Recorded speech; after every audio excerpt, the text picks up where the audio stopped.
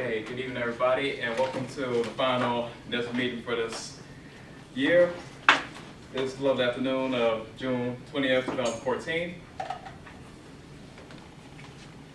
And of course, switch things up this afternoon and talk about health and wellness.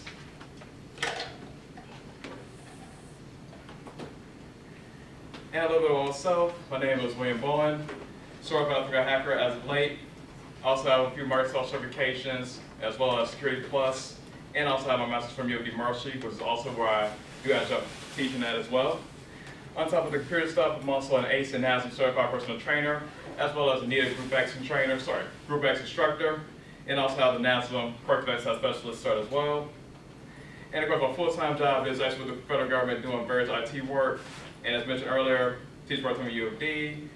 And currently we're still trying to get more members at the Detroit Mercy chapter, just get it started back up. And obviously I'm a member of both NSBE and BDPA as well. And hopefully if I can get the money, possibly start a PhD program in the near future.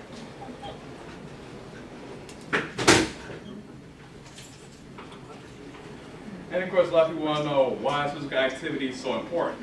Basically keeps your body healthy, it's a great stress reliever and an excellent way to actually avoid depression.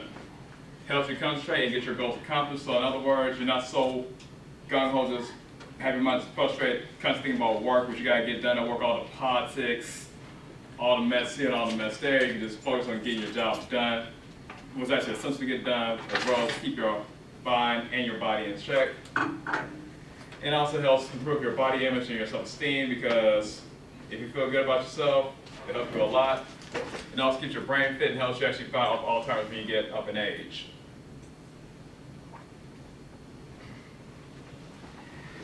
And this, the big one I hear from people is, I don't have time. But one thing you can do is kind of plan out your weekly schedule in advance and set aside time for physical activity. So let's say you have like a schedule that's kind of like yo-yo schedule like mine, where you know, okay, some days we're going to work out in the morning, some days it's going to be a nuisance in the afternoon. You just got to kind of plan it out ahead of time. So there will be some days where it's like, okay, I got to get up ultra early, get to the gym at an early time in the morning, just go ahead and get it done, shower, do what I got to do for the rest of the day, or I have a busy schedule throughout the day, so it's like I got to nail all the stuff out the way, just keep telling myself, hey, get it done, to go to the gym afterwards, or if it's one of those crazy days where I have like an hour gap in between, or 2-hour gaps, such as some days during lunch, what I'll do is go ahead, get my regular work, get half my work done, hit the gym, and then finish off afterwards. And of course, another thing you do is actually plan out multiple workout times or backup workout times in case stuff happens. And what some people hate is the fact they may have to limit the time they spend on TV, movies, video games, and especially social media. And of course, you got to factor in how long it'll take for you to get to your preferred place of physical activity, shower, and so on. And this can greatly minimize if you train or work out at home. So let's say if you're working at home, then okay, plain and simple, work out before you go to work, if that's your preferred place to work out, or do it right afterwards. Any questions at this point? All right. And of course, set up a home gym. And of course, the advancement of investment technology with special fitness equipment and training techniques, this has to be done relatively cheap while taking up very little space. More prime example would be, especially for a beginner, get like a starter kit with resistance bands. And then of course on top of that you get a spin trainer as well. This guy possibly works to actually anchor spin trainer. So spin trainer is like pretty much like the TRX or Jungle Gym XT, where you're pretty much lined up against a door like that. Then afterwards you do different exercises. Let's say you grab 2 handles, start doing flies, or hang it up, start doing dips, or even chin-ups, depending on how you have it set up. And it's real good. Let's say if you're trying to do like single leg squats, you pretty much hold on to both handles, and then of course come down and then get a little assist instead of trying to balance it out like this if you're a beginner. So that's a good way to actually learn new exercises as well. And of course this setup is compact, it's small enough to go anywhere, and can be used at any location where bands and spin training can actually be anchored. And this setup can also be used to improve performance of other physical activities such as sports and even yoga when integrated with programs correctly. However, this may be too limited for some people. So I'll give you a quick example. So you can do it with bands.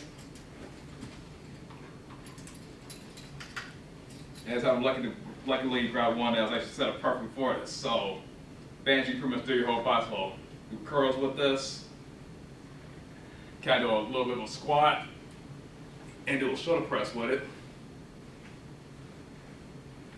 And of course, you'll have the traditional bodyweight squats, or you can have a clean this behind your back and then do squats with it. So there's two variations you can do with just one piece of equipment. And if you're more advanced, got the handles, do lunges, you have better balance, do that as well. Any questions? Are there certain resistances to those bands? Yeah, right now I pretty much grabbed the heaviest one that was my bag because it was my luck. The heavier one was right there on top of it, or the second heaviest one. Okay. So this one is basically what we use for like back rolls and chest press, and the orange band is what you use for squats. So for that, is that like how many pounds is that? I mean, so like for somebody just starting out, would they use that one or would they use something a little bit lighter? You may want to get a lighter one because this one is rated as it being 25 pounds in each hand. Oh, okay. Yeah, even though it feels like it's twice as much when you start doing certain exercises with it. Because with it being a resistance band, would actually start due to the material within the rubber, it's probably 25 pounds here, but when I kind of squat down to a shoulder press, it felt like I'm picking up 50 pounds at this point, just due to the distance. Mm-hmm. Because with the bands, the further out you go, the more resistance you have, so the heavier it's going to get. And this is pretty much what a lot of powerlifters, what they'll do is actually have something on here, kind of like one of the ankle wraps, like this one. And what they'll do, they'll loop this around the barbell on each side, and this will actually give them more resistance as they go up. So basically what it does is it forces your muscle to work harder without putting your joints on a whole bunch of stress. And a lot of people say, okay, it's not that bad, but here's the thing. This to the whole idea of the fact that, okay, your resistance is switching like off and on, off and on. You know you have regular weights like boom, boom, boom, racket. You feel the same way all the way through, but with the bands, with the resistance varying, it feels easy at first, and out of nowhere, your body starts like, whoa. Because basically you're shocking the body to something that's not used to doing. I have a question. Sure. You said exercising helps to reduce depression. How does it do that? What exactly, happens? I mean, it's like sometimes people may be depressed because they're just concentrating on like one thing that's too much. So let's say you just go out and do something different, just kind of relieves, kind of get a stress reliever, but just for that. Okay. Same reason, like some people like you see people doing yoga to kind of calm down, relax, or go to a place of work stuff on Sunday mornings to kind of just say, you know what, I need to get something to get this out of my system, just relax and do it in a productive way. Okay. Sure. How does it help to reduce cases of Alzheimer's or dementia? Yeah, actually I read something about a year ago, and they mentioned just the fact that you're just keeping yourself active and learning new things is more or less what it's doing. Okay. So basically you're keeping yourself active, and they said on top of that, not only do you just need to work out, but also do something to kind of educate yourself mentally. So keep your body active and then try to learn a new skill or just learn something new every day. Which is what they also recommend that people, when they get older, they continue to read. Because a lot of people, what happens is, when they get older, they just get lazy, get sedentary, and they just want to sit down and watch TV all day. Which is okay, but here's the thing, you're just sitting there watching TV, you're not learning anything, not doing anything new. Your body says, okay, what's the point? So everything's kind of deteriorates at that point. What I wanted to add, that exercise is a stress reliever. I tried kickboxing class, and so I was like kickboxing and punching like people that got on my nerve at work. But I wanted to ask about that bag. How much would it cost to get a set of resistance bands? It all depends. I know on Amazon, the price of them. Let's say you want to get the basic bands from like BioLast is pretty much one of the better brands you can get. The basic set costs you about $40. The set I got is like kind of more of a high end one, or like the middle grade one, running about $70. Then they got the high end one that gives you this great big double bag for $90. So basically, the only difference I think between the mid grade and the high end is that you get a duffel bag with it. So if you just need a duffel bag, pay the $20. If you don't need a duffel bag, don't pay it. You know, so we have the little nice accessories that half people aren't going to use. So if you want the accessories in the bag, get the premium. Otherwise, get the high end one. So it's like the old saying goes, you just get what you pay for. So you want all the extra niceness, get it. If you can deal with all the extras, don't buy it. Because you're just basically just buying something that's going to sit in your face somewhere.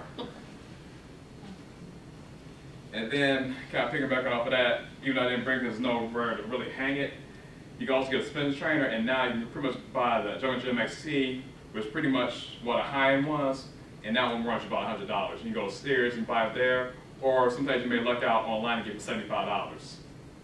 What does that look like? Oh, sorry, Jungle Gym XT. And actually,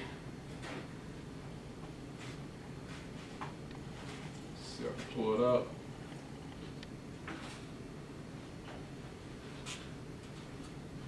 Okay, it's telling me that I don't have the internet connection here, so I think I have a video somewhere on my hard drive.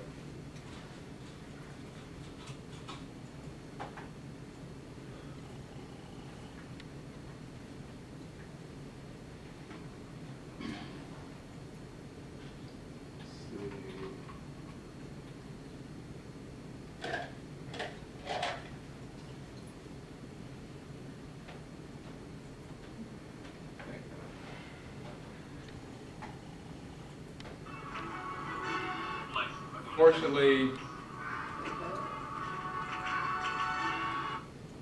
kind of home gym I got set up, so basically I have it like kind of hanging up to the side. So basically in this clip I'm using it to actually do dips. So obviously you want to make sure you got things secure before trying that exercise, because it's one of the more advanced ones. So from there you can also do flies, so while you're hanging down you can actually do decline flies or kind of come from behind it and doing rear delt flies or even incline flies. So what you'll do for that, you grab both handles like so and then pull yourself up this way. So basically the way that works is like you're pretty much using your own body weight as your resistance. And this video, when I recorded this, I said I really just want to feel like doing weights, so that's why I'm doing dumbbells instead of an actual spin trainer and that. But the same thing applies even with bands, because with bands you get an anchor, put it to a door, and then do your flies that way or do your presses that way as well. Any questions? Do you do any like aerobic activity? Yeah, like right now it's like the only thing I really do that's aerobic wise, like pretty much kind of switch off between doing elliptical, like when I'm actually in the gym, and then I also do like kettlebell work. Who? Kettlebells. You know kettlebell swings? So what I'll do,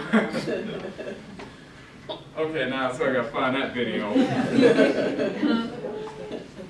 that something that doesn't require a machine? So that piece of equipment, you can pretty much go to Dick's Store and get one of those too. Because some things happen.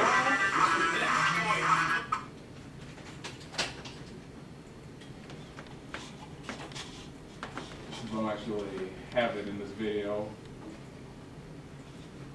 And of course I picked the wrong video. But basically kettlebell is like, the best way to describe it, imagine a bowling ball with a handle on top of it. So if you go to the store and see one of those, that's what a kettlebell It was in the is. video, you was using it. Huh? It was in the video, you weren't using it, that's all. Yeah, it was in the background. Okay. And how, you said you use cardio. I mean, you do that, or you were T-Dax about cardio. Aerobic activity. Yeah, because with the kettlebells, let's say you're doing like within a time interval, something like that. So let's say if I'm just swinging the kettlebell for like 4 minutes straight, and then I give it a rest forward, do like 1 minute on, 30 seconds off, 1 minute on, 30 seconds off. So would you swing it like from the ground to Basically, you pretty much use your whole posterior chain, so it's like you're gonna feel everything from like onto your calves, hips, glutes, a little bit of your low back, but mostly you just feel it from your hamstrings when you're doing it. So basically, you pick up the kettlebell and you swing it that way. So no Zumba, no hip hop dance. Trust me, I'm a man. Actually have them. No yoga. Yoga, I mean, the hot yoga basically is cardio. I was gonna bring that up next. That is cardio on its own because some places, let's say you go to for yoga, basically it's CrossFit when you go in there. Or should I say you've been doing CrossFit for a year for trying their version of yoga.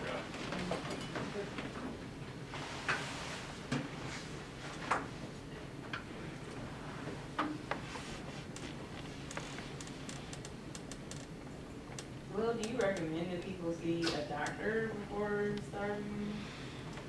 Pretty much, like say if they have like any prior health problems, then definitely see a doctor. Okay. Because let's say someone already has, or you already know you have a health condition, it's not gonna make sense for you to jump up and start doing something you know it's gonna be too intense, and then you end up with problems afterwards. So if you already have health problems, check out with your doctor first. And once the doctor says it's cool, then progressively, advance your workouts from there. Are there any workouts for people that have like asthma and stuff like that? I mean, well, I don't have asthma, but I try to get my cousin to come out and run with me. She's always like, oh, I have asthma, I can't run. And then on top of the thing about asthma, because I remember like when I was in high school, we actually had a few people on the football team that had asthma, they still played. Yeah. It's like one of those things where you literally just gotta talk to your doctor about it. Because your doctor should be able to prescribe stuff medicine for it. They should know, okay, take your inhaler at this time, either before, prior to or afterwards, that way we won't run into any complications. And of course, if your asthma gets too bad, don't mess with it at all. Yeah. I don't think hers that bad.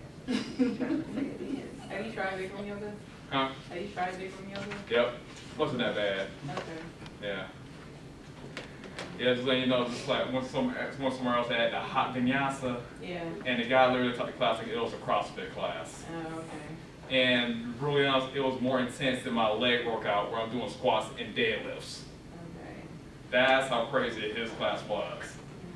So at that point, I'm like, okay, I'll take anybody's class except for yours. Okay. My legs hurt more doing his class than they did doing 500-pound deadlifts, which says a lot. Oh. Yeah. Let's see. So let's say you want to bump it up and get some more stuff. And okay, and eventually some people make it to the point where they actually want more options to actually improve their strength in the seat. As I mentioned earlier, once you get past the body weights and resistance bands, you can go out and purchase some dumbbells, even some kettlebells like I tried to show you guys earlier.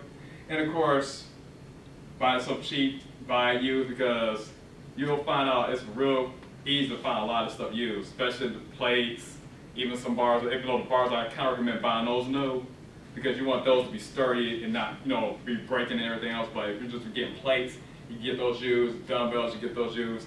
Kettlebells, good luck trying to get those used, because they can still make a lot of money after they sell them. And of course, pretty much you can go to like Dick's Sporting Goods, Sears, somewhere like that. If you don't need to get a power rack, you get relatively cheap. And then of course, one thing I like about Dick's was the fact they actually have people there that actually will assemble your power for you, as well as Sears. You just got to figure which one gives you the better deal on the assembly, installation, and everything else. And then for benches, I think you're best at probably, you can actually get a regular bench from Amazon, like half of what you're paying in the store. And of course, most benches now come fully assembled. So all you need to do is wait for Amazon to deliver it. And hopefully within probably the next 2 or 3 years, they'll come to your doorstep by drone. That's a big drone. So once the drone comes to your house, you bring the wrench in, open it up, you're all done. Or actually tell the drone, take the box away, you're done with it. All right. Yeah, we were talking about that in BDPA meeting yesterday. And of course, to actually make it even more cheap, they even have something known as little mini dumbbells you can get. Sorry, mini barbells. So what you can do, instead of buying a whole bunch of dumbbells, get like one of the mini barbells, and then get small places and actually have essentially have the collars, the placing the collars on that small bar. That way you have 2 dumbbells, but you can change the weight constantly with it.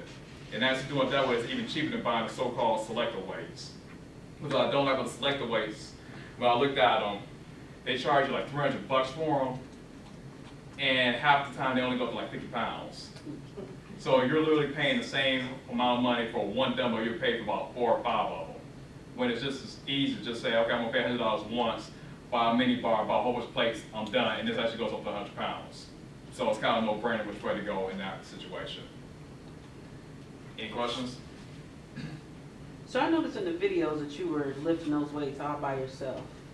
Is that preferred, or After is you've that done it safe? for a while. Oh, okay. Because one thing, if you actually like people that watch the YouTube videos, one thing you'll notice, if I'm training by myself, I do not do 1 rep maxes for obvious reasons. Because my rule is this, the same thing goes with me in the gym. Because my thing is, if I can't get the weight up at least 3 times, I'm not messing around with it. Because at that point, you pretty much put yourself at risk of being injured. So if I'm squatting, if I already know for a fact I can't get 3 reps out, I'm gonna leave the weight alone. On bench press, the same thing, because I don't want to end up having the bar stuck on me. And it's even more so when I'm in the gym doing decline. Word of caution, that's when you definitely want to spar. That actually was listed as being the most dangerous exercise for a reason in one article. Because with decline, you're pretty much in this position, the bar's like right here over your neck. That's why they call it the most dangerous exercise, and always do it with a spotter.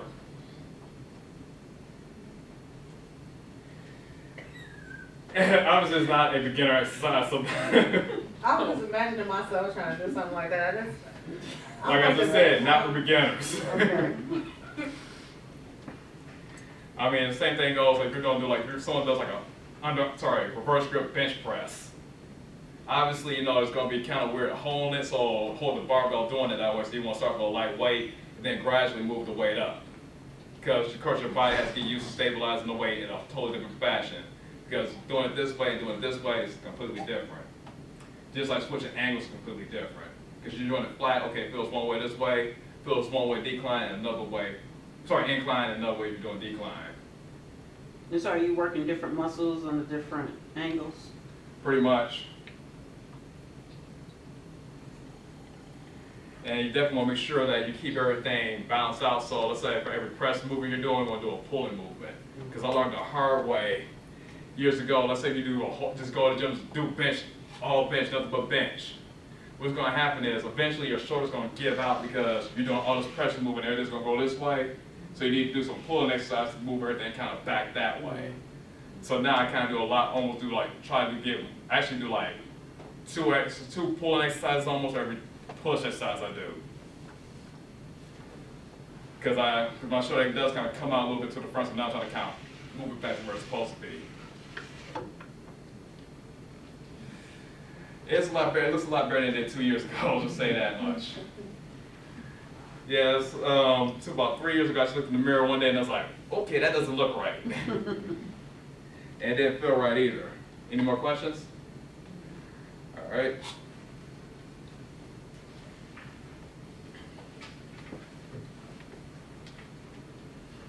Oh, and there's something else kind of word of caution for people that's trying to build their own home gyms.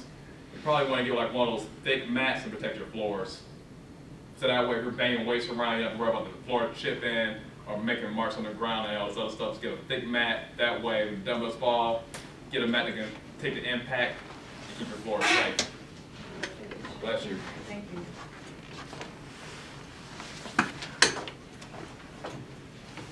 And last but not least, if your house doesn't have enough space, there's always local gyms. Just make sure the gym you go to has decent rates and aren't trying to have little hidden costs when you sign up for them. So what we consider hidden costs? Right. I've heard a situation where people say, yeah, you're going to have the sign-up costs and you got to pay this much a month. Then you find there's additional charges once you get in there. Pretty much the same analogy I can say is this. Pretty much look at the gym membership the same way you look at your phone bill. Check what you're doing, basically, because of course with a gym membership, you got to sign a contract anyway. So most gym memberships could be like 1, 2, 3, or however long you want it to be, or actually a year contract with most of them. So best rule of thumb is this: when you sign a contract, make sure you think of it the same way you think about your phone contract. Make sure you don't get charged for additional features. Because sometimes they may say, hey, you have a racquetball court, but you set up your card, use a racquetball court, you may get dinged, charged back to your credit card, not even know about it, or use a pool, you may get charged for that. So that's pretty much looking at extra amenities, the same way you look at using extra data on your phone. So if you're brand new to the gym and didn't really read the fine print of the contract, you may not want to spend too much time in the spa room. Because you said, this spa, this feels so good, this jacuzzi and everything else. Next thing you know, that ticker's going on and on and on and on and on, like you're watching a YouTube video on your iPhone.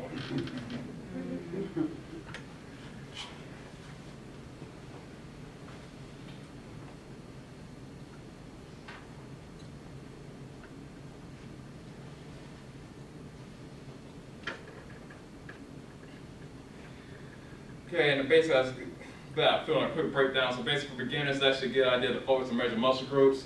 First, starting with the quadriceps and hamstrings. So basically, your quads right here, your hamstrings, because they're pretty much the biggest muscles in your body. And then make sure you work everything evenly. to make sure you don't end up with muscle imbalances or screwed up joints. Same thing, the same reason I mentioned earlier when you want to move your chest, this much you work your back, so you don't have any type of imbalances there, which then causes shoulder problems. And of course, afterwards, move on to your shoulders, like probably some shoulder press, some rear delt flies, so you have your push and your pulling motion right there. So, a quick example of that would be, so this is your pressing motion. So you're pushing here, and you grab a light band, of course, for this one. And you start doing your flies. So this is your rear delts, which are the counter muscle of your shoulder press where you're hitting your front deltoid. Or another good one that I like doing is, a lot of times do front raises, which also hit your front part of your deltoid, and then rear delt flies. How many of those do you do? Well, the super set is probably got to do probably like 8 to 12 reps on each one for 3 sets. And then of course, and this is the big thing I also got to correct this form on, are bent over rows. So I'll show you guys, you do this with a barbell, a dumbbell, or bands. With bands, make sure you're not doing this so your back should not be hunched over like this. Keep your back straight, posture flat, keep your back flat, kind of look up a little bit, and then move your arms backwards like this. Same thing goes, let's say if you're doing deadlifts. So imagine I'm in a hex bar, and I'm grabbing like both ends of a bar, imagine this is a barbell, or advance a barbell, so I kind of squat down, come up, and keep my back flat at all times. Because the problem is people start punching their back instead of hitting their legs, all that's going in your low back. You definitely do not want to put too much pressure in this part of your body, because you will have problems later on. To piggyback off of her question, when you hear people say like less weight, more reps, what is, I mean, like, when you said like 8 reps, to me like that's like a lower amount. Because I would think you were doing like heavier weights, right, with 8 reps. But then when I hear like a lot like you should do. It all depends, because I was just saying, like, personally that's what I like to do is like 8 to 12 reps. But honestly, when I do my fitness classes, I have 2 good exercises. I'm doing 16 reps at each one. With lighter resistance, because you know you're jumping from one exercise to another, so it's less strength training, and actually it's kind of, at that point it's kind of combined strength training with cardio training at the same time, because you're getting so many reps in, your body's just going boom, boom, boom, boom, boom the whole time. How long of a rest do you take between sets? It actually depends on the individual. So like when I do my boot camp sessions, I kind of guesstimate, depending on the exercise, I may make it like 10 to 30 seconds, 45 seconds for some of them. You know, you kind of guesstimate based on like how much of an impact the previous exercise, the previous sets put on someone's body. So I kind of, even on top of that, I also kind of scan the room a little bit. So if I see people are still tired and no one has the energy to jump right back into another set, I kind of give them an extra 5 to 10 seconds, because it's not going to make sense to say, okay, now I need to jump on the floor, give you 10 more squats. And everyone's like, because no one's going to do it. Any other questions? All right. And of course, one thing to keep everything safe, pretty much make sure you try to warm up. And then of course, with this little summer program I have here, you pretty much want to do like 3 to 5 sets of each exercise is listed here, 8 to 16 repetitions. You know, this session is try to let your body get used to it. And depending on your goals in order, pretty much I recommend probably do some squats, then go into lunges, push-ups, pull-ups, or lat pull-downs if you have the equipment, or you can alternatively, of course, you do the bent over rows like I just showed you. Then of course you can also do chest press, some other type of back exercise, shoulder press, lateral raise. And this is another exercise you definitely want to keep this light as well. Basically, you grab 2 dumbbells or grab a band on both sides and move your arms up this way. And that's basically what a lateral raise is, and that actually gets the medial portion of the deltoid. So you have the anterior deltoid, the medial head of the deltoid, and finally the posterior head. And since this is the engineering workshop, I have to throw in some anatomy in there as well. And of course, people that know me, I also have like a YouTube channel where I discuss a lot of this information, as well as my personal blog and website, and even the upcoming mobile app that I've recently developed. So now, The Droid version is available on Google Play as we speak. So you can actually now, let's say you have a Droid phone or a tablet recommended, you can actually go to Google site, look up Jack Geek, find my app, and then download it. And of course, on your disk, I have an HTML version of it as well. So I'll hand that out, so just give you an idea what it looks like. So basically, on your handouts that I've given you guys, I have a full body workout here. So it kind of lists out what you need to do. So for this sample one, probably get spin trainer or use body weight and resistance bands. So basically, recommend you guys maybe try to do some squats, then a few lunges, then bend over rows like I showed you. Find an anchoring position so you can do incline chest press and then lat pull downs. And maybe from there move on to the spin trainer again, do the chest press and back rolls. Then finish off with some flies, chest flies, rear delt flies. You can even superset those two. Then you go into band shoulder press, bicep curls, band kickbacks, where you pretty much get you to come on the floor and just like do a regular kickback like this, hit your triceps. Then finish off with some bicep curls, spin trainer, and then some skull crush with spin trainer as well. Do some abs, and that's basically it. Then of course, have the full bodybuilder split for beginners. So I have leg day, chest and back day, shoulders and arms, breasts, and then kind of repeat those four right there, or those three. So it's like legs, chest and back, legs, then chest and back, shoulders and arms, breasts, legs day, chest and back, shoulders and arms, breasts, and kind of rotate it that way. But that's like if you're like in the process of trying to get big, that's a good one to try out.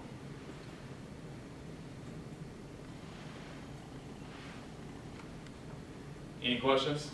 I have one. Sure. I'm trying to lose my arm, so if I do a lot of the strength training, am I gonna lose weight or am I gonna gain muscle? Like, will I lose my arms or will I bulk up? You shouldn't. Here's the thing, it's like unless you're taking some extra stuff, that's not gonna happen. So basically the best way to do it, you have to cut your calorie count, and they say you gotta lift heavy, but just use common sense when you're doing it. I have a question. Sure. Okay, how big, does exercise really play with weight loss? Because that's a good question. I think at least for myself, my thing is I want to lose some body fat, and not try to, well, I know you still have to build muscle. But Right, because when you actually build muscle, that actually help you burn body fat at the same time. So you actually do want to build. So it's like a combination of both. It's like you need to exercise and a diet at the same time. Okay.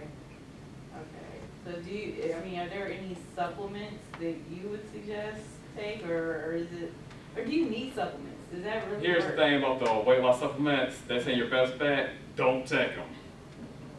Because a lot of them because a lot of these so-called fat burners have side effects, and sometimes people get known to get addicted to them as well. So just because they have it out there for anyone to use doesn't necessarily mean you should use it. Because you don't know how to, especially if you're on medication, it can have different effects of your current medications, and then on top of it, people start taking the pills and they get addicted to the pills. And when I read that, I'm like, okay, any type of pill that people get addicted to, probably something that you should not be putting in your body to begin with. I know someone who took like weight loss pills and lost weight, but then when they stopped taking it, they got bigger than they were before. Right, because your body's metabolism just goes out of whack. Because your metabolism pretty much set to tell your body, okay, you're gonna use this amount of calories every day doing this and this. You change that up or take out the variable that's actually burn the fat, then your body's like, oh, okay, guess what? I can actually store more, and I can store more, and it just continues to store it. Any questions? Are there, I know, we all see the Lifetime Fitness or LA Fitness and all those places. What's a good place, I guess? Is there one place better than the other, or it all depends on what you're looking for in a workout facility? In all honesty, if you're just trying to get you're trying to get in the gym, workout, don't need a trainer or anything, I think the best bang for your buck right now is LA Fitness.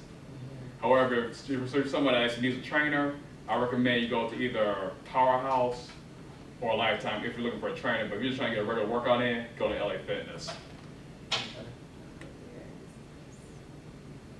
Do you know, Will, if LA Fitness or any of these places have, like lifetime membership, or do they want you to pay every year? They want you to pay an annual fee, because right now at LA Fitness I pay about $100 something every year. Yeah, okay.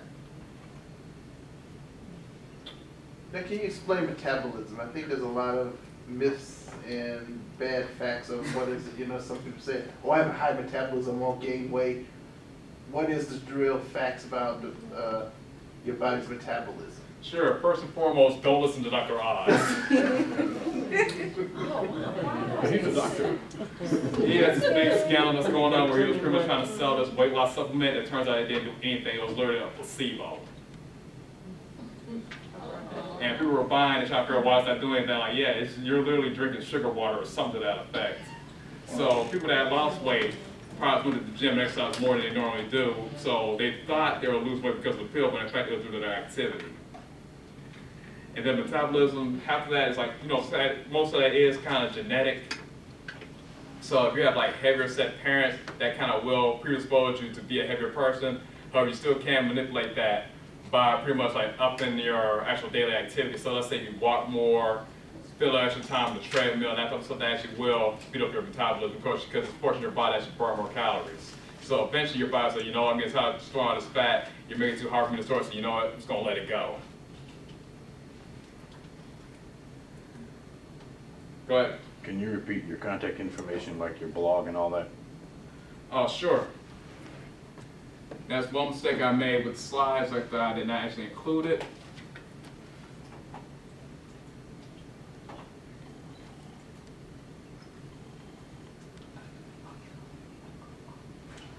So basically, it's the name of my blog right here is Young, Black, and Technical. Okay. So what I could do, that's why Liver Office, you can pretty much go from application to application real easily.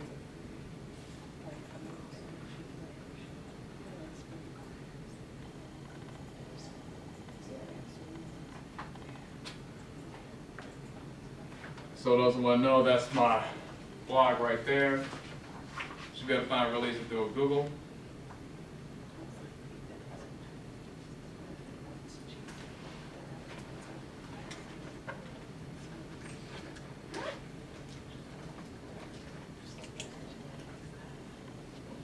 Then of course also my YouTube channel as well.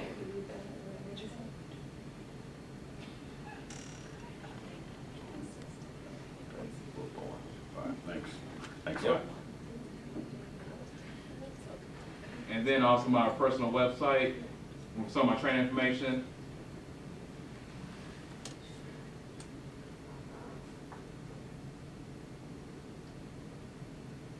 And the reason is capital T in there is because I am running on a Linux server. So yes, as mentioned, I am a Linux geek, so it is running on a Linux server.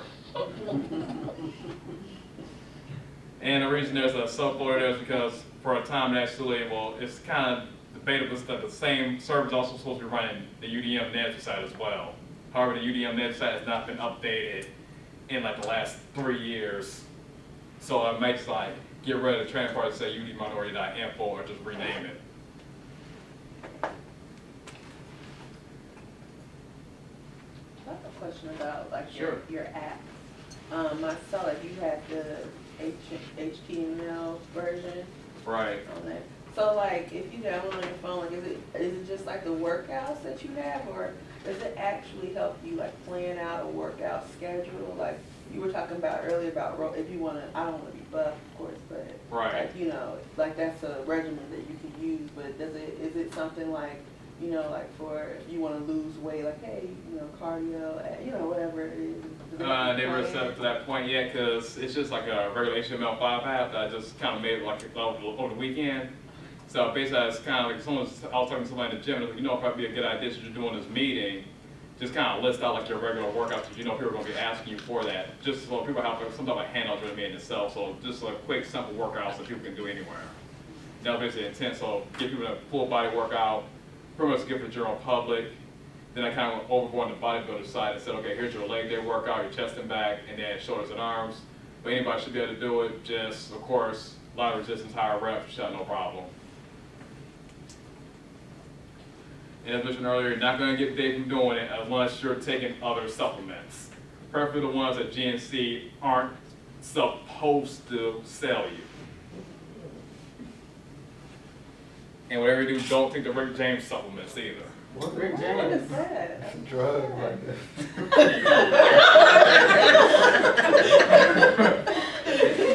I don't see the social give us some pillism at that point. Yeah, you'll lose weight, but not the right type of weight.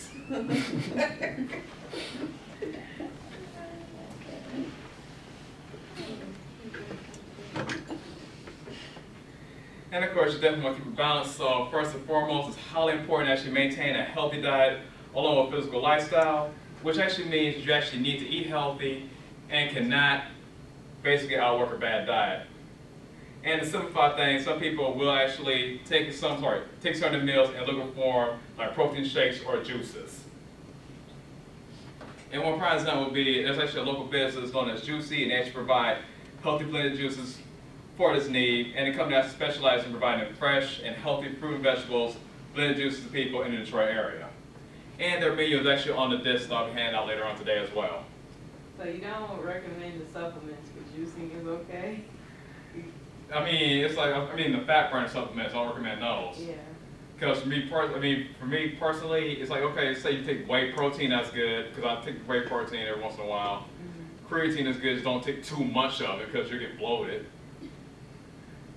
And recommend that only take that if you're a man, and for guys, only take the creatine like once or twice a day. Don't do like some people take it 4 times, but that's when you run into problems. How do you feel about CLA? Don't know too much about it, so I'm just like, if I don't know about it, don't mess with it, huh? So I tried to look it up. It's not like too much information. Cause I go to Vitamin World, and Okay. I was trying to look up some info about it. They really couldn't offer. Too much information. Yeah. I was reading something that, like, I went to the GNC like a few months ago. It was something they were trying to push me, like, what does it do? Well, it's supposed to be, what does it do? Well, it's the greatest supplement out there. What does it do? Yeah. Okay. Yeah. What is your feel on like places like Planet Fitness that has fruities and Tootsie Rolls on the desk and like pizza every month? They have pizza. Keep it coming back. Here's the thing about that.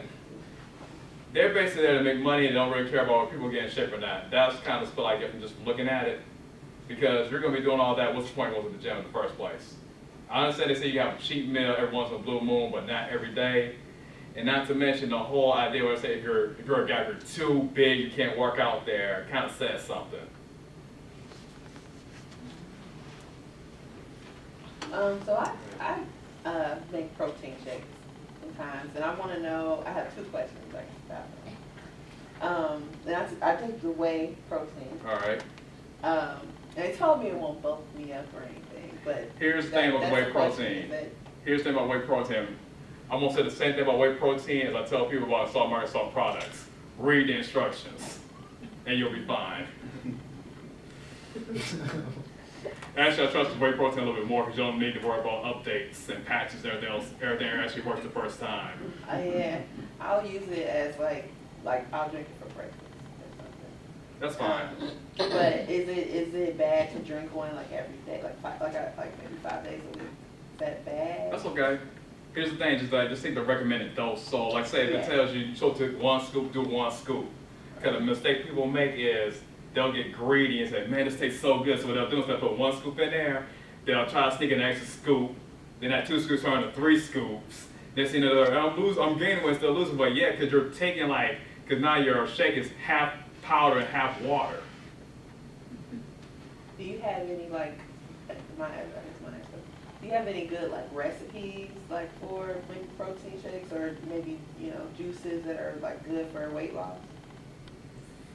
Can't really think of any off the top of my head, but most of the time when let's say you just look for protein, you kind of want to look at the content of the actual shakes. You just do some research on it, you should be fine.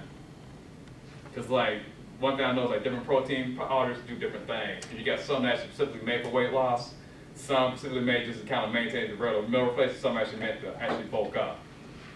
Because piggybacking off of the one people didn't read the instructions on the actual protein shake, there's like someone actually was just talking about like, hey, someone had this protein shake, they started actually gaining weight. So then the person they asked them, okay, you're gaining weight, you're just drinking protein shakes, are you drinking a weight gain or something or a protein shake? I know.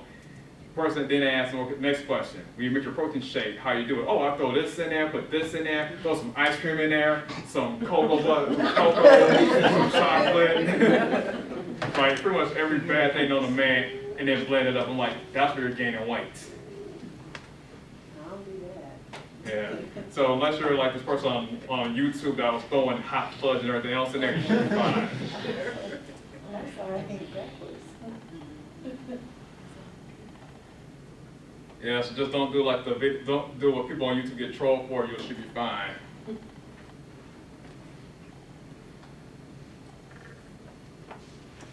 think it's good with oatmeal. If Yeah. you like blend oatmeal, and then Yeah, I think this slide basically explains the whole diet idea. Let's say you get a brand new Chevrolet, like this one. Would you put leaded fuel in it? Yeah. If you can find it. Or better yet, if you had a Bentley, would you put leaded gas in the Bentley?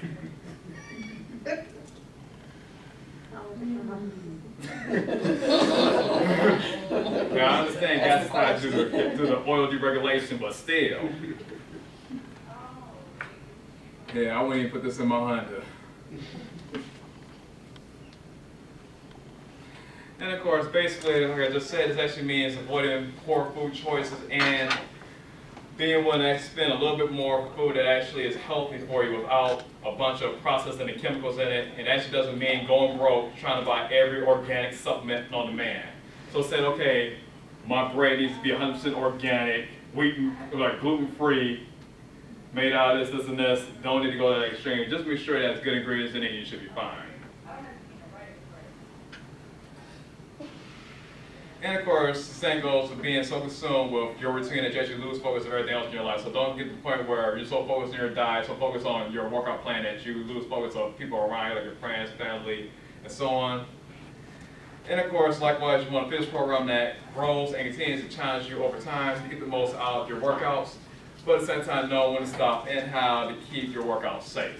So basically what I'm saying there is, okay, once you get to a certain level, you say, yeah, I can go to the gym every day, pick this weight, boom, boom, boom, boom, boom. Eventually your joints are going to say, okay, I don't feel like doing this. Your body will say, I don't feel like doing this. Well, if you keep trying to let's say you get to the point where, hey, I can bench press 300 pounds, like boom, boom, boom, you keep pressing that 300 pounds day in and day out, eventually you're going to snap something right up in there. So the same token goes to this. Figure out your limitations of your body and of course do a deload once you get to an advanced stage. So let's say if you're in let's say you're doing like a powerlifting split or a bodybuilding split, it's cool to go heavy for like 4 or 5 weeks, maybe 6 or 7 weeks. When we hit week 8 or week 4, depending on how your split is set up, go light weights. And then how I recommend, let's say if you're in a routine where you're going heavy weights, pretty much every 3 weeks, pretty much say it's cool to go heavy for 3 weeks, but on week 4, switch it up to like higher reps, lower weight. You kind of give the joints a rest, and then from there, go back to doing heavy weights, switch it off, go back to the lighter weights. Or even then if you get more advanced with, let's say you actually have like a strength coach, they actually tell people, okay, just lift light for a month or so, then go heavy for a few months, then lighten back up, kind of go up and down, You kind of keep the body, you'll keep shocking the body, but at the same time, make sure you're not overstressing the central nervous system or your joints, ligaments, tendons, and everything else. Any questions? All right.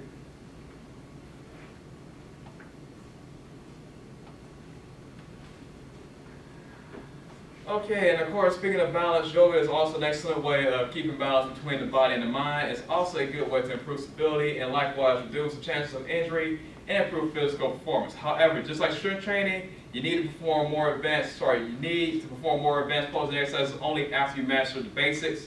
And in some cases, a session work may be a good idea.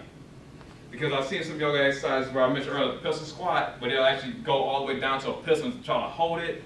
If you don't know how to do a regular pistol squat in the first place, don't try doing that pose. Because there's a lot of stress goes into your hips. It's like there's another exercise, another pose they call the modified version of the airplane where you have your arm going beneath your leg. If you're a beginner, don't do it. Your back will tell you that was a bad idea when you wake up the next day. And don't even ask me how I learned that one. Yeah, so you see someone actually want to do this, just try and tell them no thank you. And then on top of that, I also know a few people that do yoga in the area. So a good friend of mine, Carrie Tran, actually has her own yoga company. It's called Organic Flow, and I have the flyers here as well. And I believe some additional information on the disc. So at this point, any more questions for me? Well, one thing I've heard about, do you want to actually, as they say, feel the burn? Is there a point that you're supposed to have some pain, but you go excessively painful? Yes, one thing that's like after you've worked out for like a year or two, you'll know the difference. Because you'll know the difference between like, okay, your muscles being worked and then something feel like you're about to tear something. Because you have basically you can tell this when you're feeling your muscle or feeling something right there in your tendon or your joint. So this is the point where you start to feel excessive pain in some area of your body, especially as a part where you know something needs to bend and it doesn't feel right, and it feels like you also hear a pop or a snap noise. More than likely you're doing something wrong.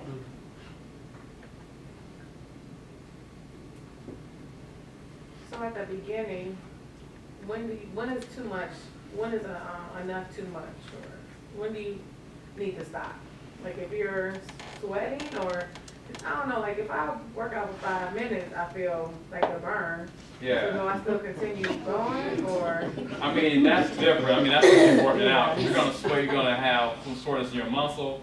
I'm talking about if you feel like joint pain. So let's say if you ever had any type of injury to your shoulder or something where you may have broke your arm or something, you feel that type of pain, then stop.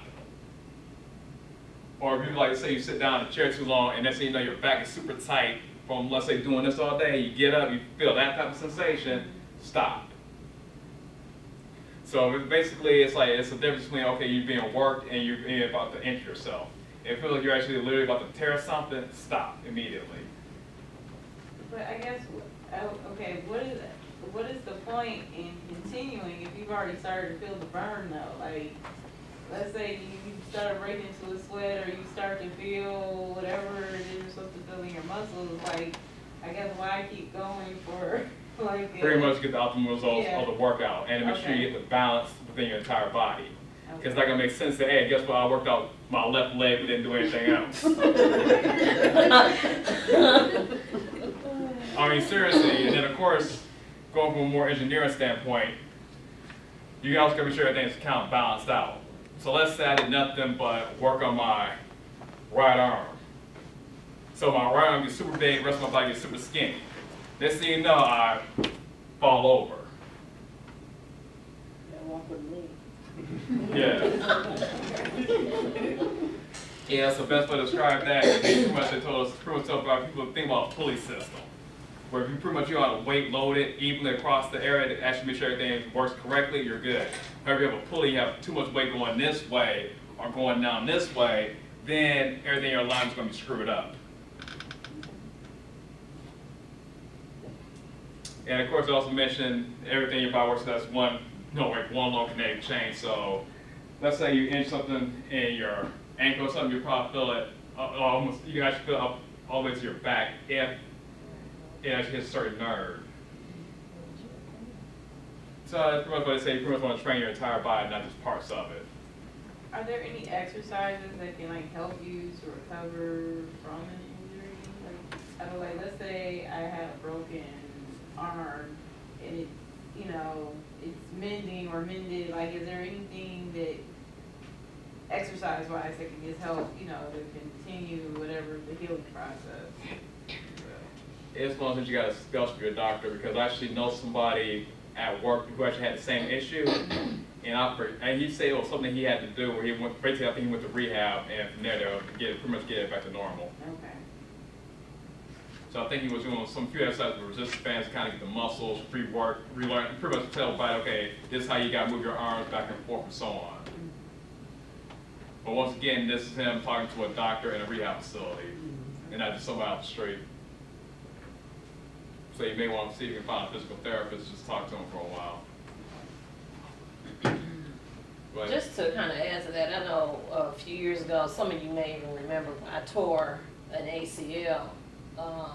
And when I went in and out of physical therapy over like 2 years, like 6 months here, 6 months there, six Right. months, you know, another increment of time. And they had me doing the bands a lot and a lot of squats. And, you know, they mentioned that same thing, you know, work out both, because I only tore my ACL on one leg, but right, so you don't end up with imbalance. yeah, they made sure that I did everything equal on both sides. So I thought that was kind of interesting.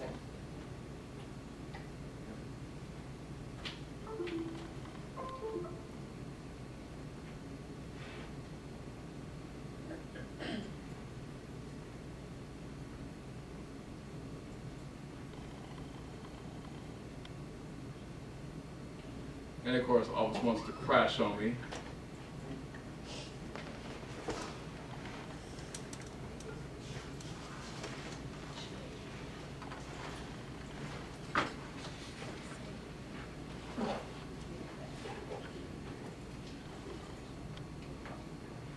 Over here,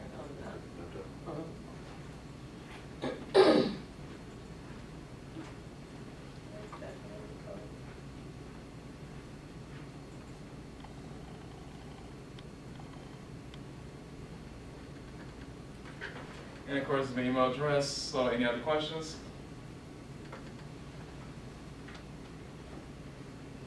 All right. All right, let's give.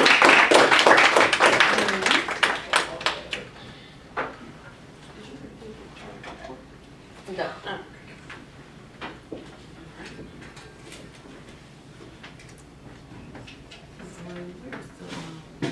But AC. Oh, okay.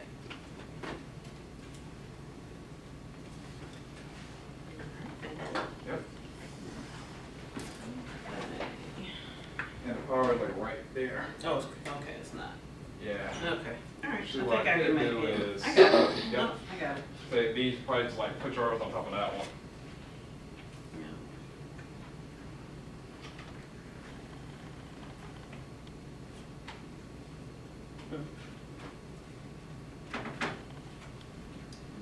All right, you know what, let me go ahead and pass these out. We got the,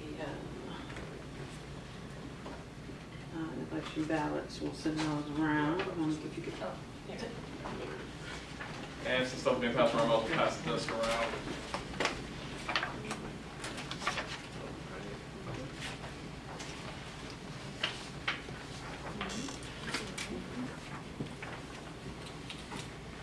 Didn't know how many to make, so please feel free to copy these, give it out to anyone who needs it, and if anyone wants me to send the slides, I can send them to you as well electronically via email. Yep.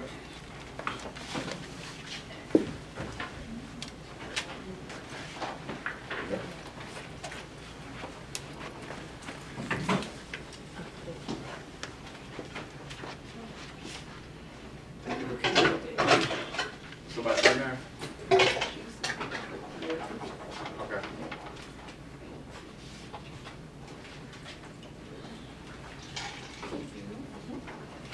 Good.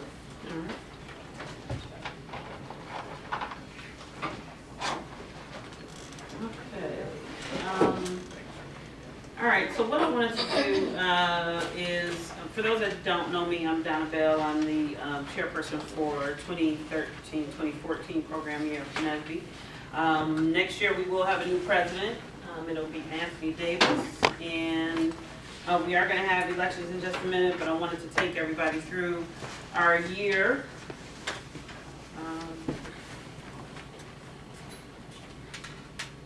All the things we did this year. So our executive board and committee chairs, myself, Anthony Davis is the chair-elect, so he'll be the president next year. Monique Lake is our treasurer, so everybody in here probably already know. Communications chair is LaRon Leonard. And our secretary is Michelle Arsosa. And then our membership chair is Krista Watkins. And so happy that we had a membership chair with energy this year. LaShawn Green did scholarship this year, and then professional development. Crystal and Angela supported that effort, and we had quite a few other people that supported our campus professional development event. And then Randall Cobb supported developing our NSBE Detroit professionals website. All right, just a little information on the background of NSBE. Let's see if I can do. Okay.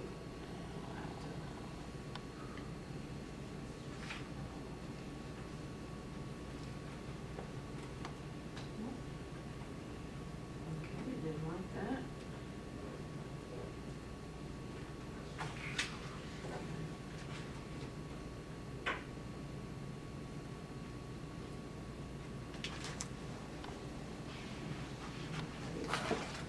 Okay, so you will just use the projector.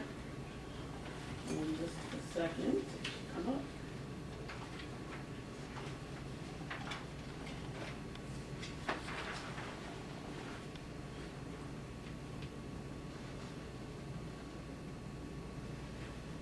Sorry, everybody.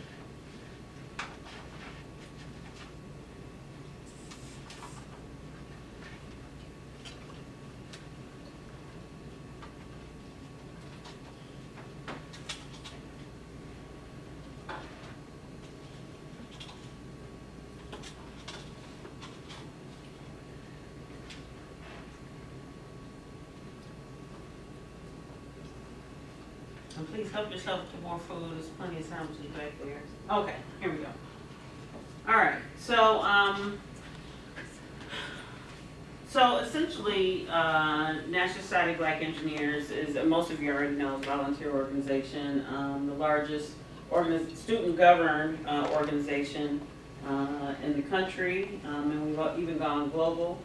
And the organization was founded in 1975 on the campus of Purdue. And we have more than 394 colleges, pre-college, and technical professional alumni chapters in the United States and abroad. So, and for those that don't know, last year we ended up changing our alumni name, alumni extension names, to professional. So it'll be the region, and it'll be professional, so that we can attract more people into the organization. And so you can see the things that NSBE strives for. So we want to develop students, both younger students as well as college students. We want to develop our members professionally. We want to make sure we get out into the community, and then promote public awareness. There are some special interest groups that the national organization is really pushing, and that you should probably get involved in, so you can learn more about things from a political standpoint, and function as a representative body on issues and developments that affect the careers of black engineers. So, all right, so what are some of the things that we did this year? And I was just kind of going through the year in review, and I was like, oh, we did a lot this year. There was a lot that actually went on, and as time goes on, you just don't realize how many events that you put on. But we had 3 general body meetings this term, this calendar year, or program year. Our first was in September, and it was a state and financial planning seminar, which was an excellent seminar. We had an attorney. We also had another estate planner come in and talk to us. So the attorney talked about estate planning, will development, and some other things that you need to be aware of in the event that you get sick, or your parents get sick, or your family gets sick, or just being aware of what's going on around you, and making sure that you've got the right legal documents in place. As African Americans, we don't do a lot with regards to that. So I won't ask anybody if they have a will in here, but you probably should, because in the event that something happens to you, your family should be able to take on the things that you've put in place, maybe for yourself or for them. And if you don't have a will, or if you don't have a trust and things like that, that money just goes to the state and somebody else is living off your money. So you have to keep those things in mind. And then we also had a financial planner. Shanari Williams came in and talked about financial planning and a lot of very good information about things you should do with your money. That, you know, if you're working, that you have a 401k, that you put money aside in Roth IRAs and things like that, and just protecting yourself for the future. So it's, you know, it happens, but as you go through your career, you want to see your money grow with you. So I thought that was very good discussion. Then we also had a meeting in November, Connecting the Disconnected, Engaging America's Minority Community in the Innovation Economy. We had Darren Redis Sr., I noticed he was at the BDPA meeting as well. And Main Street, he is the CEO of Main Street. And what Main Street's goal is, they've been working with New Harvest? What's the, there's in New Detroit. Economy. Yeah, I think it's New Economy. New Economy, that's right, New Economy Initiative in Detroit. So they're looking to develop minority businesses. So what they want to do is take minority businesses and larger companies and bring them together. And that's what Main Street has done. He was actually working for a company called Jumpstart in Columbus, and he broke off and started his own company specifically to work for the Detroit venture. So he came in and he talked about how we should consider connecting, if you have your own business or if you don't, or the organizations, connecting our expertise with companies that are looking for people that look like us. So it was a really good talk from him, lots of really good questions and things to consider. And then at the beginning of this year, we had myself and Brandy Gooseby talk about New Year, New You. So developing a career map, and then also developing your strategies for success. So from a career standpoint, how you can develop yourself, things that you can do, people that you need to talk to, all of that was discussed in our January meeting. So, all right, some of the events that we did this year. We had a fun year, and actually I'm gonna have Crystal and Monique, if you guys don't mind, talking about some of the events, because you pretty much led the discussion. So, Crystal, if you want to talk about the membership events, that would be perfect. Okay. Well, as you can see, we had a lot of different events that we did this year. A couple that I kind of spearhead was we went to Floods downtown. That was a good event. Some of the events as pictured, the top picture with the group is the Black Affinity Holiday event at Club Duo. And there's a picture of Michelle and Monique. That was at the mixer that we had at our fall regional conference. It was in Detroit at the Marriott Hotel. We also went to Magnolia Barbecue, and then we had a event at the Palace of Auburn Hills for the Detroit Pistons. So those were some of the events. Oh, yeah, our, let's see, what was that, going blank, Bailey's, we went to networking? Yeah. Networking event at Bailey's in Dearborn. I believe that was October? October, okay. And then, we had a bowling event, in November at, Plum Hollow. And, I think those are the other two to mention. Right, yeah, because we had our kickoff at Bar Louie. Yes, that's In right, Laverne. in August. And we will have another membership kind of kickoff similar to that, in this coming August. So when you guys say this is the last meeting of the year, you mean like the next year? Yes. Yeah. Which ends in July? or Yes. something like Yes. that? Oh, okay. Yeah. So I'm like, it's no. Yeah, and that's why I said program year. Yeah, so I said calendar year once, but it's program year. So, Okay. So we had a nice turnout. Hopefully next year we'll have a better turnout and see all you guys. And at those events, we also get a chance to meet each other, because sometimes we go to these meetings, it's strictly, you know, we're about the topic. But at these networking events, you get to talk to people and know people. This year I was actually went to a lot of the events and I got to know a lot of nice people. So I recommend that for y'all. And I just wanted to add one other thing. We do intermix very well with our collegiate counterparts. So they also join us, and we go to some of their events as we can support them as well, because it's important to support our collegiate counterparts so they know where they're going to be when they graduate, hopefully with us. Yes. Is there some type of like mentoring relationship with the collegiate students?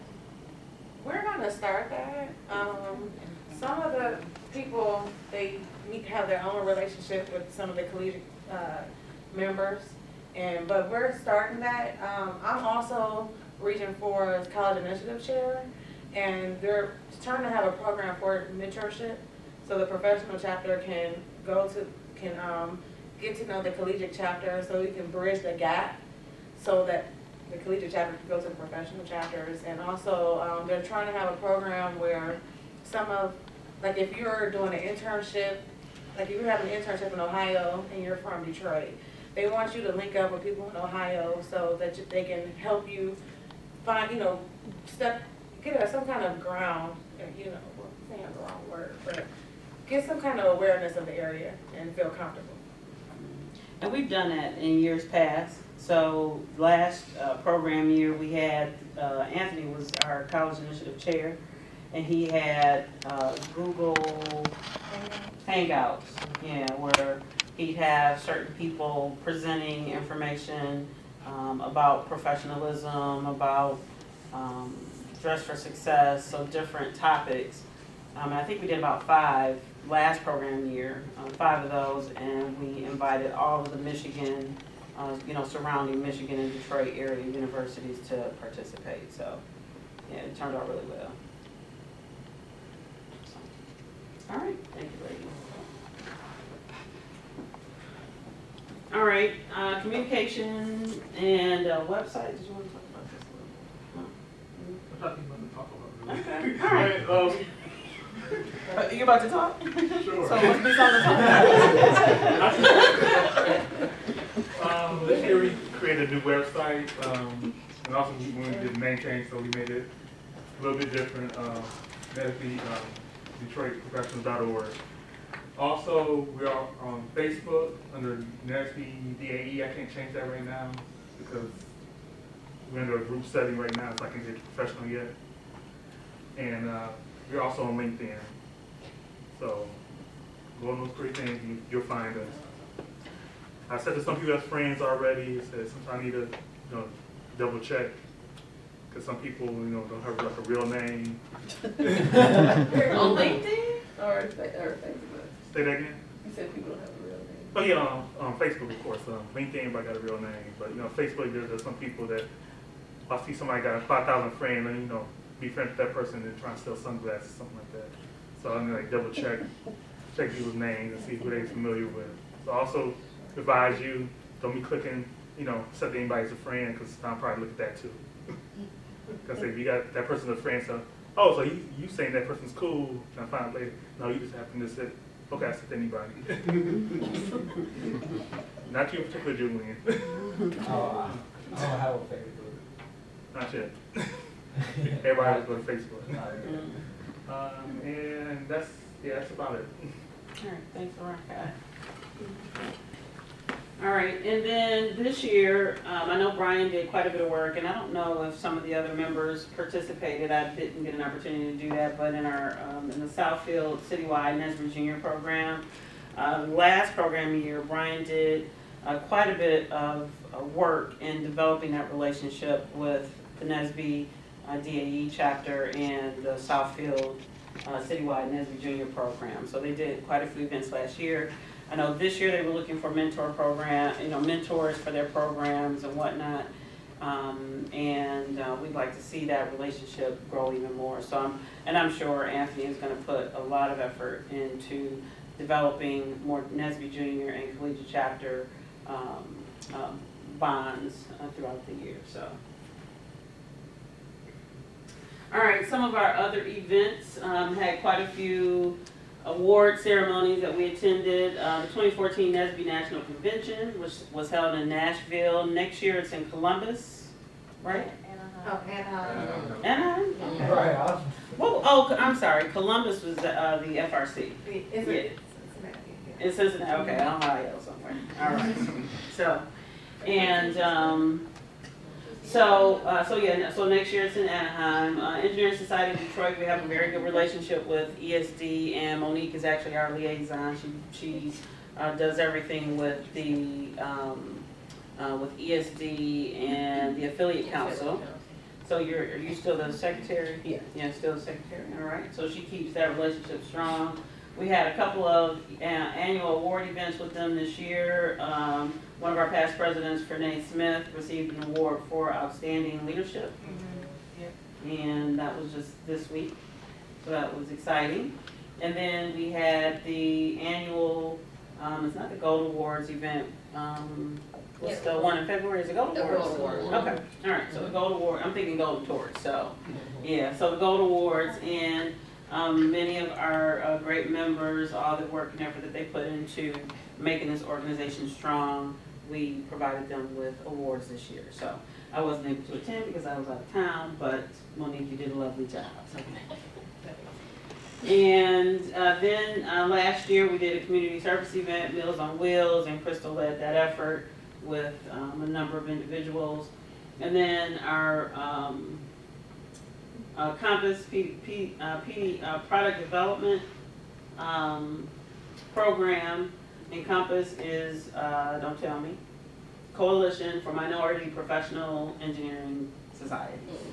All right, so Compass, we had the Professional Development Conference this year, and it was held at Detroit Epson? It's all right. All right, I know it was one of those, so. All right, so lots happened this year, and so the members did a great job. So with that, did I forget anything? I just wanted to comment about the Compass PDC. If anybody is thinking that there's little power in networking, please don't think that. There's a lot of power in networking. Prime example, a friend of mine that I graduated with, I went to Lawrence Tech with, she left Lawrence Tech and went back to Lansing, but she was able to connect another member that came to the Compass PDC that has come to some of our meetings, who also graduated from Lawrence Tech with me. She was able to get him a job interview at Consumer Energy, because he was looking to change, do a career shift and take automotive knowledge and experience and move that into a different direction. So I'm not sure what his status is on the actual getting the job, but you know, I just say that to say that can be, you know, a good tool for advancing or changing your career path. So I thought that was really cool. Yeah. And Monique, you're spot on. When you have that many people in a room, I mean, it's just limitless the number of people that you can engage with, get information for, learn from, and possibly get interviews with. So, so definitely take advantage of those events. And they aren't very expensive. I think, what is $40 this year? So $40 for a full day of events and training sessions. There were some keynote speakers and just, you know, overall good time. So, all right. So, anything else? Did I miss anything else? Anything else? All right. So this for 2014, NSBE Detroit Professional Elections. We're really looking for people that want to volunteer to continue to help make this organization strong, continue to help it to grow and to prosper, and to keep people coming to our meetings and to our programs and supporting all of our efforts. And so this year, we have a number of positions that are open. Our president, so the way we set it up is we've got the president-elect. So Anthony will have a president-elect, someone that will fill his role for the next program year. So I actually took this role for 2 program years, so it was 2013, 14, 12 and 13, 13, 14. So Anthony will have that this year. We're looking for a president-elect or chair-elect, a secretary, a treasurer. Monique's been our treasurer forever. Programs chair, and by the way, she does a great job. So just want to say that. Programs chair, who will really be responsible for a number of initiatives, so college initiative, pre-college initiative, community service, scholarship chair, and then sponsorship chair. Now, let me put a little caveat to that. Don't think that if you wanted to do programs chair, you would have to do all those things. We would find committee members or committee leads that would lead those efforts, and you would just work with those individuals to make sure from a programs perspective, you were moving things along in these different areas. So, and not every year do we have every single chair position filled. We work with who we have. Again, it's all volunteer work, so we aren't going to put any pressure on any undue pressure on anybody if you're volunteering. And then we have our VP of Communications, so working with the website and getting information on Facebook and LinkedIn and just helping to keep the word out about the events that we have going on. So we want to just remind you that your support helps move the organization in a positive direction. Other people are really excited about NSBE, even people outside of the community, and always want to help. So just keep that in mind as you consider maybe some of the things that you'd like to do. Any questions on the process? I passed out the ballot, so if you want to fill a name in, please do so. You just fill in certain people, like nobody says like, hey, I want to run for, you don't nominate people. You know what, we've tried that in the past, and sometimes that works, sometimes it doesn't. Last year we followed this process and we were able to get a full board, so it worked out well. So Anthony Davis, how is he already the president? Because he was the president-elect. So whenever you have a president-elect, he just moves right into the president position. So you want to be able to prime the president position. So if somebody takes on the president-elect position for next program year, they will end up being the president 2015, 2016. Oh, that's how it works. Yeah. So. And he's not here today? He's not. He's actually at an NSBE event. He's at NASA right now with a youth program at NASA, and so he's working. Yeah, he's working for the organization, which I think is pretty cool. And I think it's in Houston, Texas. So, so with that, I'll let you think about who you might want to consider for the different roles.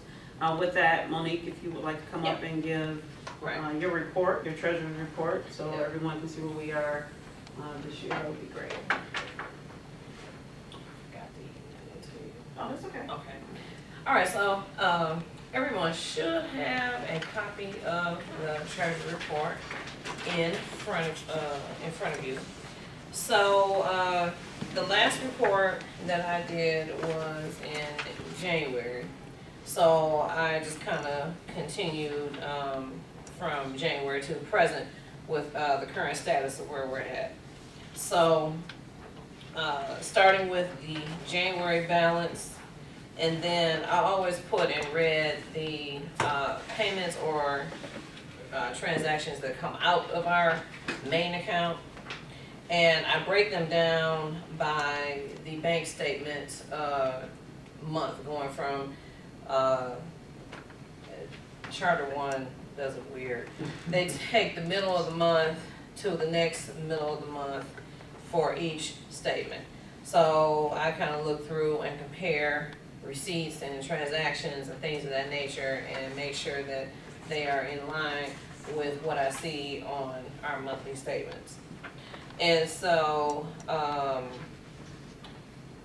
maintenance fees, which I'm going to sit down with them and question that because I've been wanting to sit down with them about that anyway. So that's an upcoming discussion I'll have with them at the good old Charter One Bank. So then we purchased some lapel pins between January and February for membership packets that I finally gave to Crystal so she can put those where they need to go.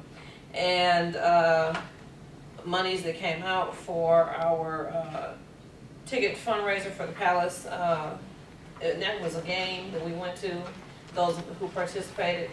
Unfortunately, it was one of those snowy days, but those of us that went, I appreciate y'all coming out, treachery through all the snow. Yeah, it actually turned out to be a nice game. We won. We played Philadelphia, and we Pistons won. Yay! Okay, it was a great day. In spite of the snow, we all made it back home. So that was great. Between February and March, expenses came out for, of course, our Gold Awardees for Gold Award banquet tickets, things remembered for awards that were purchased, and a couple charges there. And then, as you see, going from March to the April, and then April to May statement, our new web servicing fee and a few other monthly charges. So I always like to put those first, and then the deposits, incoming monies into our main account.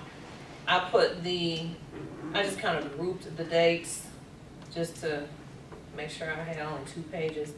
And throughout those statements, I broke down the deposit dates when the deposit was made.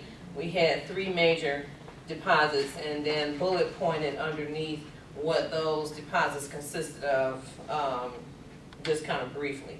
So on February 3rd, people to pay for Pistons tickets in cash. We had quite a few people pay for their tickets on PayPal, and I'll get to my highlighted part with PayPal in a second. And then we've had membership dues paid throughout the months, so those are reflected as well. On March 3rd, a couple more membership dues. We have a couple of members who live in the Chicago area, but they like to pay their dues to our chapter because they are, I think, from here. I think I've seen these people before, I'm pretty sure, but regardless, I connected with the Chicago Professionals Chapter Treasurer and took care of that. So that was in March. And then April, our BD Mongolian Barbecue fundraiser, incoming funds, a couple membership, and then if a chapter donation was made, then I included that as well. And then just today, I sent in the payment for our society organization dues to ESD and a $100 payment. So now our current balance in our main account, $1,352.62. And as most of you know, I make sure that we're balanced down to the penny. If there's a penny off somewhere, I go find it. So, because I like to be precise. The dues for ESD, as far as our organization dues, all the organizations that are represented on the affiliate council, they all should pay their 100 dues, and that allows us to get our meeting space, get a little ESD hookup when we need it. That's why we keep those little relationships going. You know, if we need something, I just have to make a call and be like, oh, sure, yeah, you guys can do whatever you need to do. Great. So that was a real good liaison that started actually when Mr. Clee Jackson was chair of our chapter. So that was awesome. 30 years ago. I know, right? Just a couple, right? So that was actually a very good thing that was started when I was, I don't know, I think it was either professional development chair, program chair at the time, to keep those ties strong with such a powerhouse organization as ESD is. And then in the account notes, we have a secondary account which feeds through our PayPal, and you see that's at $7.04 as of May 31st. And then our current PayPal has a balance of $1,085.74. And underneath that amount includes the previous balance that was already there. Added to it, 3 memberships were paid through PayPal. And since our January statement, when we do things with Eventbrite, after those events are over, we have to pay a little fee for that. So that came out of PayPal to pay that. And then people that purchased their Pistons tickets for our Pistons fundraiser, that included those payments for PayPal. And then I just noted that our chapter did raise $170 from the Pistons fundraiser. And then we've got a $57 that will jump to our scholarship fund for 2014-15 when we get that activated more as we go forward. All right, so that's where we are right now as far as the dollars and cents go. Any question? All right. All right, I was sitting back in the back and I was thinking, did you want to offer up running for a certain position where you want people to hear what you have to say? I'm just asking. I mean, since you brought, not you, honey. Oh, yeah. I know you do. I need to talk about And I asked her. I just wanted to know, did you want to run for a particular position and just kind of talk about, Well, I would run for a position, Okay. but I am new to the Detroit area, so I don't have as many connections as people who are from here, or I'm not aware of everything that's here. I have had previous positions in NSBE. Okay. I do have some NSBE experience, Okay. quite a bit. But I will be involved in any like committees or anything like that. But as far as chair, I don't know enough about the area or what is going on for me to say, yeah, I want to plan. Because I don't know We can teach you. what's going on. Where are you from? I'm from Cincinnati. Oh, I'm Whitney. Monique, did you want to have a few words about the position that you want to run for? Oh, well, I'm just planning on running for treasurer. Yeah. If y'all would like me to do that, great. Just to add to that, I guess, I like, to do, a lot more fundraising as much as we, can. I did want to, I had a couple notes here. The main 3 fundraising events that we did do this year, the Bowen fundraiser, Pistons fundraiser, and BD Mongolian. Bowling fundraiser, we raised $255. Pistons fundraiser, $170. BD Mongolian, $150. So those amounts may not seem like a lot, but they do add to what we're trying to do, especially with our community service efforts and our scholarship, efforts. And so, I like to do a little bit more creative stuff. If anybody has any ideas, more than welcome to share. But I find that those 3 events right there, they do attract a lot of our members to come out. We usually have a good time.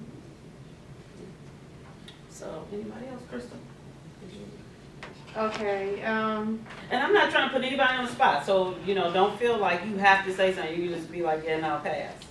I'm kind of torn. I'm torn. I want to do membership again, but then I'm interested in community service, so I'm kind of, so I'm interested in those 2. Okay. Anybody else? You sure you're trying to hide your face behind the paper? All right, so I'll be,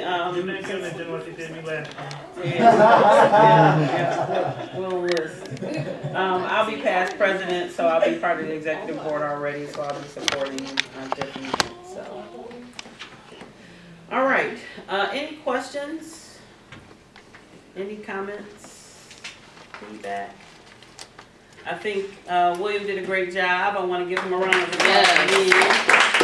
You inspired me. Yes, indeed. With the summer, you know, well, not with the rain, but with the summer, you know, being in nice weather, we can all start getting ourselves in some type of healthy shape. So I know for me, I need to work some stuff out. So thank you, William, for that. All right, well, if there are no more comments, no more questions, I thank everybody for coming. If you would fill out your ballots and just leave them leave them on the table outside, we will collect those. And what we'll do is we'll announce who the chairs are at through email.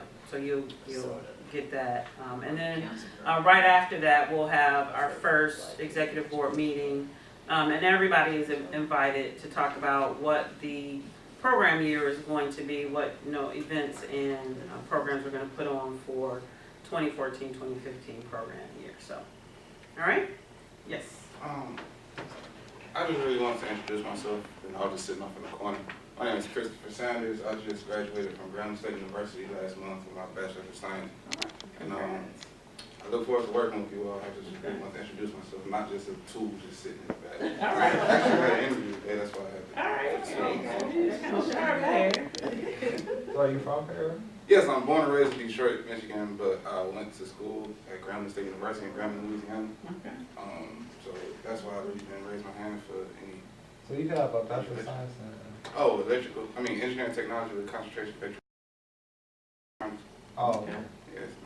Yes, it's kind of like what she said. Like I was born and raised here, but I've been in Louisiana for the last 5 years, so I don't have connections. So really trying to I was about to say, yeah, you boys, yeah, your cousins. I'm just trying to all right, totally understand. Totally Christopher Sanders. Nice to meet you. Oh, and if anybody didn't sign the computer, please make sure we have your information. Let me see if it's awake. Yeah, so I feel like I should introduce myself too. okay, sure. I mean, this is my first meeting. I've been to it's a stand-up. Okay. Like Christopher. Well, my name is Whitney Davis. I graduated last year with a degree in civil engineering from the University of Cincinnati. Born and raised in Cincinnati. Relocated to Detroit when I graduated. Boyfriend got a job up here first. Came up here. And I work around the corner. I have tons of previous NSBE experience. I was on the Regional 4 board. I was pre-collegiate initiative, started PCI chapters, been secretary, senator, president. I've been in a lot of different positions. So I have lots of NSBE experience. I've done lots of programs. So, but yeah, I said I'm not going to run for a position because I don't know what things are, I wouldn't say I'm the innovator, but I am definitely a person who can develop existing things. Okay. I can bring a lot of ideas in that way. All right. So, Spell your name again? Whitney Davis. All right, well, with that, since we have Christopher and Whitney, that's new, and I think we've got a couple other new faces, for me, anyway. Why don't we just go around the table and introduce ourselves, and if you have a position within NSBE, I'll let everybody know. Well, hi everybody, I'm Krista Watkins. I'm the current membership chair for this chapter, and I'm going to be the region, well I am now, the Region 4 College Initiative Chair. I got my degree at the University of Detroit Mercy, a master's and bachelor's in computer information systems. So I love NSBE. I was in NSBE too in the collegiate chapter for Detroit Mercy, and I came back now to the professional chapter for about 2 years. So hello everybody. My name is Kelly Watkins. I don't have a position yet. I'm in nursing school, so I'm not really with the engineering aspect. She's my tag along with my sister, so. Yeah. Oh, that's She's a medical engineer. That's right. That's right, that's science. We got some science for that. All right, Michelle. Okay. Hello, everyone. I'm Michelle Larsosa. I am the secretary. I think for the last couple of years now. And I was NSBE undergrad as well at Wayne State. So, And Monique, you really didn't introduce yourself. but- I'm sorry, Monique Lake. Hi. I've been around for a while, just a couple years. No, I'm just kidding. I've had various positions in our local chapter. Graduated from Lawrence Tech, across the street, or whatever, which way I am. Over there, yes, that's where I went. And before that, of course, went to Eastern, but, and then most recently, University of Phoenix, online master's in education. I've had several regional positions, just finished regional professional position as region 4 professional programs chair. So that was good experience, and I'm glad that someone else will be taking that on, so I can just show them whatever they need to know and keep it moving. So been involved in our professional since 2001-ish, something like that, when Cleve pulled me in, and been around ever since. I find this organization has helped me out tremendously in a lot of ways, and that's why I'm always willing to give back and encourage others to get involved. My name is Lori Brown. I graduated from the University of Michigan in 2012 with my bachelor's in mechanical engineering. I was pretty active in the University of Michigan chapter. Kind of fell off after I graduated because I really wasn't sure what was out there NSBE wise. But I went to the national convention this year and met up with some people who hooked me up with the Detroit Professionals chapter. Previously, I had just been going back to the collegiate meetings because I live in Ann Arbor and it's really, really close. And battling this traffic coming down here today, I was definitely on Ford Road like, man, just turn around. Don't feel bad. I teach you MC High. Don't feel bad. Right. I guess I'm definitely looking to get more involved. One of the things I brought back to my company is the partnership with NSBE that we should be more involved with increasing diversity at the company. So one of my goals is to be more involved in the Detroit Professionals chapter so I can bring more of that stuff back to my company and they can start sponsoring stuff for NSBE because I believe NSBE is important. Thank you, Lord. Awesome. I'm old, so I'm Crystal Lawrence. I don't hold any positions, but I'm here to support as always. Cleophas Jackson, Yes. I former chair many years ago of the Detroit Alumni Extension back then. And it's always, I haven't been as able to come back to the meetings, but I wanted to applaud the e-board this year, because, and the communication especially, because I think the e-board this year has been absolutely phenomenal. You guys seem like, just in checking the email, that you're incredibly busy and you really keep folks informed. So I just wanted to applaud you guys for that, because I know being chair is a lonely position, a lot of hard work, and but you know, looks like you have a dedicated team. So I just wanted to applaud you guys for that. I graduated from the University of Michigan in 1900.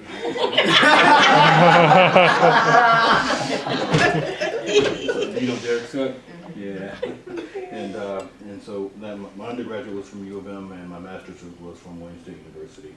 And always happy to help. NSBE haven't been as able to, but certainly like to send money when I can. So All right. money always helped when I was We here. appreciate you for that, for sure. Clifford Samuel Jr. I'm actually with Black David Preston Associates. We're the IT geeks in the tech field. I'm the Vice President of Technology Automation. But I've been involved in NSBE way longer than even you, because I went to the 2 NSBE conventions in Detroit. Oh, excellent.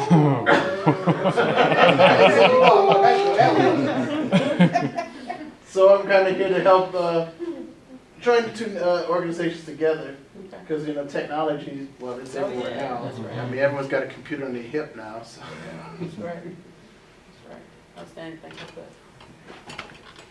My name is Julian Bates. I have a bachelor's in mechanical engineering from Wayne State University.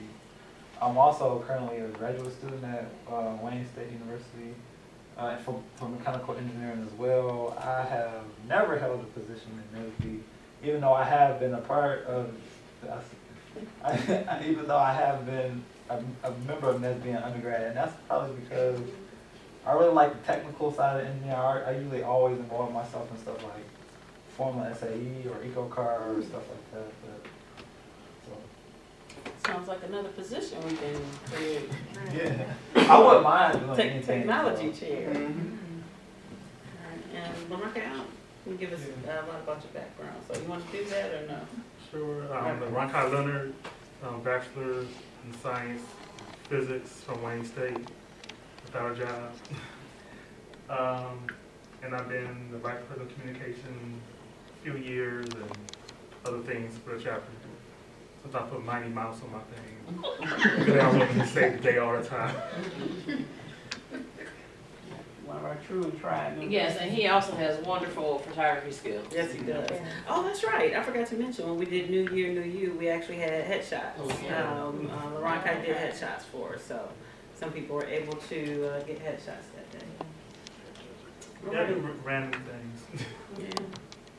And Donna Bell went to school in the Detroit area as well. Went to Lawrence Tech for my undergrad, Wayne State for my graduate, work at Ford Motor Company, and do a lot of extracurricular type things. So it's always a pleasure though to have a meeting with the NSBE community to develop and grow individuals, so including myself. I'm always looking for opportunities to learn, and as you guys know, the people who have been around know I never stop going to school, so I'm always in school. I'm in school now, so I'll learn at some point, I guess. So again, I want to thank everybody for coming. I want to thank you for your input. I want to thank William again, and I look forward to seeing everybody in probably the end of August. That's when we'll have our first networking event, membership drive. And when are we able to, Monique, pay for membership for next year? Is it after July 30th, or can we do it online? Is it set up for us to do membership payments online or not? It will be. All right. I think when you renew your actual membership, your national membership, it has an option like for your chapter. I don't know if it, I mean, it should come to the chapter. Yeah, but I know when I saw this year, it actually said like pick your chapter and you can pay chapter dues. Oh, wow. So I guess we'll have to figure out if that's set up. Yeah, I'd like to ask about that, because when I know just leaving the regional board, I'm not quite sure if that really works the way it was intended. And do we really get that money? I'm not quite sure about that. Yeah. All right. I'd like to find out. Okay, all right, so we'll get a communication out about Right. membership, and so everyone can be prepared for the next program. Right. So, all right, with that, thank you everyone. Have a safe night, safe drive home, and a good night.